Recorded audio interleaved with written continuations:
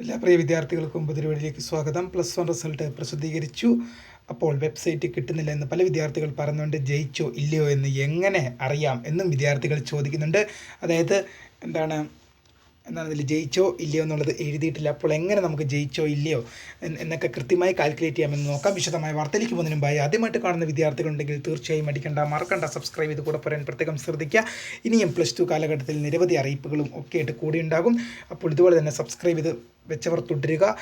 ഇനി സബ്സ്ക്രൈബ് ചെയ്യാത്തവർ സബ്സ്ക്രൈബ് ചെയ്യുക. അപ്പോൾ നമുക്ക് നേരെ വീഡിയോയിലേക്ക് വന്നതിന് മുമ്പ് നമ്മുടെ ചാനൽ വീഡിയോ കാണുന്ന 100 വിദ്യാർത്ഥികൾ വീഡിയോ കാണുമ്പോൾ 10 പേർ പോലും ചാനൽ സബ്സ്ക്രൈബ് ചെയ്യുന്നില്ല. പ്രിയ വിദ്യാർത്ഥികൾ അങ്ങനെ അവരുടെ തീർച്ചയായും സബ്സ്ക്രൈബ് ചെയ്യുക. നോട്ടിഫിക്കേഷൻ ബെല്ലുകളെ ഓൾ ഓപ്ഷൻ എനേബിൾ ചെയ്യുക. വീഡിയോ യൂസ്ഫുൾ ആയി തോന്നുകയാണെങ്കിൽ മാക്സിമം ലൈക്ക് ചെയ്യുക, സുഹൃത്തുക്കളിലേക്ക് ഷെയർ എത്തിക്കുക. അപ്പോൾ നമുക്ക് നേരെ വീഡിയോയിലേക്ക് പോകാം. +1 റിസൾട്ട് 2024 റിസൾട്ട് പ്രസിദ്ധീകരിച്ചു. വെബ്സൈറ്റ് കിട്ടുന്നില്ല എന്ന് പല വിദ്യാർത്ഥികളും പറഞ്ഞിട്ടുണ്ട്. അതായത് വെബ്സൈറ്റ് കിട്ടാത്തതിന് കാരണം എന്താണ്? ഒരുപാട് വിദ്യാർത്ഥികൾ സൈറ്റിൽ കയറിയത് കൊണ്ടുള്ള ഒരു ഇഷ്യൂ ആണ്. നിങ്ങൾ കുറച്ച് നേരം കഴിഞ്ഞിട്ട് റിസൾട്ട് നോക്കൂ. അതായത് എന്താണ്, ഇപ്പോൾ ഒരു മണിക്കൂർ അരമണിക്കൂർ 1 മണിക്കൂറൊക്കെ കഴിഞ്ഞിട്ട് നിങ്ങൾ റിസൾട്ട് പരിശോധിക്കാൻ നോക്കുക. അപ്പോൾ നിങ്ങൾക്ക് സുഖമായി തന്നെ വെബ്സൈറ്റ് കിട്ടും. അത് ഒരുപാട് വിദ്യാർത്ഥികൾ സൈറ്റിൽ പ്രവേശിച്ചു കൊണ്ടുള്ള എററാണ്.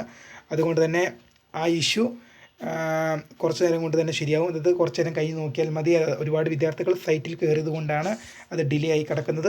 അതുകൊണ്ട് തന്നെ വിദ്യാർത്ഥികൾ കുറച്ച് കഴിഞ്ഞ് നോക്കൂ. അപ്പോൾ നിങ്ങൾക്ക് റിസൾട്ട് അറിയാൻ സാധിക്കും. ജയിച്ചോ ഇല്ലയോ എന്ന് എങ്ങനെ അറിയാം, അതാണ് ഇനി പറയാൻ വന്നത്. നിങ്ങൾക്ക് പ്രാക്ടിക്കൽ ഇല്ലാത്ത വിഷയത്തിലാണെങ്കിൽ ഒരു വിഷയത്തിന് 24 മാർക്കാണ് എഴുതിയെടുക്കേണ്ടത്. അതായത് TE മാർക്ക് CE മാർക്കും കൂടെ കൂട്ടിയിട്ടാണ് നിങ്ങളുടെ ടോട്ടൽ റിസൾട്ട് കാണിക്കുന്നത്. അപ്പോൾ അതല്ല നിങ്ങൾ നോക്കേണ്ടത്. നിങ്ങളുടെ TE മാർക്ക്, ടെസ്റ്റ് എക്സാമിൻ്റെ മാർക്ക് എത്രയാണ് കിട്ടിയതെന്ന് നിങ്ങൾ നോക്കുക. പ്രാക്ടിക്കൽ ഇല്ലാത്ത സബ്ജക്റ്റിനാണെങ്കിൽ 24 മാർക്ക് നിങ്ങൾ എഴുതിയെടുത്തിട്ടുണ്ട്. ടെസ്റ്റ് എക്സാമിൻ്റെ പേപ്പറിൽ നിങ്ങൾ എഴുതിയെടുത്തിട്ടുണ്ടോ എന്ന് പരിശോധിക്കുക.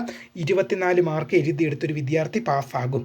ഇനി പ്രാക്ടിക്കൽ ഉള്ള വിഷയത്തിനാണെങ്കിൽ TE മാർക്ക് 18 നിങ്ങൾ എഴുതിയെടുത്തിട്ടുണ്ടോ എന്ന് നോക്കുക. അതായത് 18 മാർക്കോ അതിന് മേലേക്കോ കിട്ടുന്ന വിദ്യാർത്ഥിയെ പാസ്സാകുകയുള്ളൂ പ്രാക്ടിക്കൽ ഉള്ള സബ്ജക്റ്റ് ആണെങ്കിൽ. അപ്പോൾ ഇങ്ങനെയാണ് നിങ്ങൾക്ക് എന്ത് ചെയ്യാൻ സാധിക്കുക, ജയിച്ചോ ഇല്ലയോ എന്ന് അറിയാൻ സാധിക്കുക. അല്ലാതെ എലിജിബിലിറ്റി ഫോർ ഹയർ സ്റ്റഡീസിനൊന്നും എന്ത് ചെയ്യില്ല, അത് +2 കാണിക്കുകയുള്ളൂ, +1 കാണിക്കില്ല. നിങ്ങളത് കാൽക്കുലേറ്റ് ചെയ്ത് തന്നെ എടുക്കേണ്ടതാണ്. നിങ്ങൾ തന്നെ റിസൾട്ട് നോക്കി എല്ലാ വിഷയത്തിനും ജയിച്ചോ എന്ന് ഉറപ്പുവരുത്തുക. അതായത് എന്താണ്, പ്രാക്ടിക്കൽ ഇല്ലാത്ത സബ്ജക്റ്റിന് 24 മാർക്ക് എഴുതിയെടുക്കണം. പ്രാക്ടിക്കൽ ഉള്ള സബ്ജക്റ്റിന് എന്ത് ചെയ്യണം, 18 മാർക്കും. അതെങ്ങനെ മനസ്സിലാക്കാം? TE മാർക്ക് പരിശോധിക്കണം. ടെസ്റ്റ് എക്സാമിൻ്റെ 24 നിങ്ങൾ എഴുതിയെടുത്തോ എന്നും 18 മാർക്ക് നിങ്ങൾ എഴുതിയെടുത്തോ എന്നും ടെസ്റ്റ് ചെയ്ത് നോക്കുക. വീഡിയോ ഇഷ്ടപ്പെട്ടാൽ ലൈക്ക് ചെയ്യുക, ഷെയർ ചെയ്യുക, സബ്സ്ക്രൈബ് ചെയ്യുക. പിന്നെ നിങ്ങളുടെ സഹകരണത്തിന് നന്ദി. ഇനിയും സഹകരിക്കണം. അതായത് ഇനിയും +2 കാലഘട്ടത്തിൽ ഇതിലും പോലെയുള്ള അറിയിപ്പുകൾ, ഇതുപോലുള്ള അറിയിപ്പുകൾ കഴിഞ്ഞാൽ +2 ബന്ധപ്പെട്ട അറിയിപ്പുകൾ, പരീക്ഷ സംബന്ധിച്ച്, റിസൾട്ട് സംബന്ധിച്ച്, ഇമ്പ്രൂവ്മെൻറ്റ് സംബന്ധിച്ച്, പരീക്ഷ സംബന്ധിച്ചുള്ള മുഴുവൻ ഡീറ്റെയിൽസും, റീവാലുവേഷൻ, ഫോട്ടോകോപ്പി, സ്കൂട്ടർ എന്നിങ്ങനെയുള്ള മുഴുവൻ അറിയിപ്പുകൾക്കും സബ്സ്ക്രൈബ് ചെയ്ത് നോക്കുക. നോട്ടിഫിക്കേഷൻ ബെല്ലുകളുടെ ഓൾ ഓപ്ഷൻ എനേബിൾ ചെയ്ത് നോക്കുക. അപ്പോൾ പുതിയ വീഡിയോയിൽ കാണാം. അതുവരേക്കും ബൈ.